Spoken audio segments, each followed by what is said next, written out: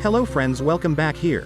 Zack Snyder's Man of Steel benefited from Christopher Nolan's influence, but the DCEU was doomed from the start.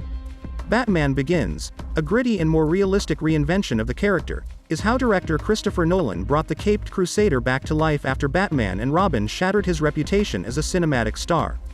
Both reviewers and viewers found it to be a huge smash, and the subsequent sequels, The Dark Knight and The Dark Knight Rises, had a similar level of success. The studio looked to Nolan as a producer when DC launched its cinematic world with Man of Steel, and they wanted the tale to properly reintroduce Superman to audiences. After being recruited on as director, Zack Snyder added his passion of comic book history and elaborate action scenes to the movie. Despite its more fanciful elements, Man of Steel has a serious and realistic tone, with the influence of Christopher Nolan hanging large. The movie and the DCEU as a whole suffered as a result of the attempt to replicate the grim tone of Christopher Nolan's Dark Knight trilogy. Following the reality of the Dark Knight trilogy, fans were thrust into a fantastical realm by the DCEU at once. Man of Steel, which has a number of extraterrestrial species and science fiction aspects, begins with Krypton's demise. Even with a more elaborate plot, it attempted to maintain a feeling of reality and maintained a mature tone.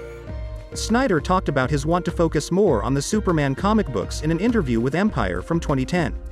However, Nolan played spoiler and wanted to include some of the sillier parts of the character. He said, his role was just challenging some of the like and accepted, gimmies that Superman has, which I think is good. He was a great spoiler for that. Automatic acceptance stuff that we all were just like, what do you mean? Although some viewers enjoy superhero movies with more adult themes, the DCEU shouldn't have gone in that way.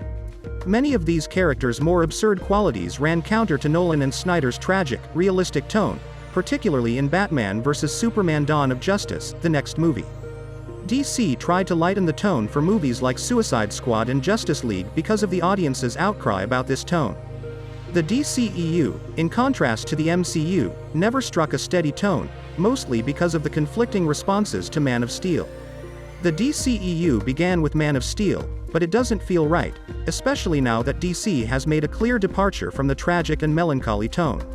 Even if Henry Cavill's well-received Superman had a bigger part in the DCEU, the movie may have been an autonomous tale that concentrated more on Kal-El and his adventure than the greater world it was establishing.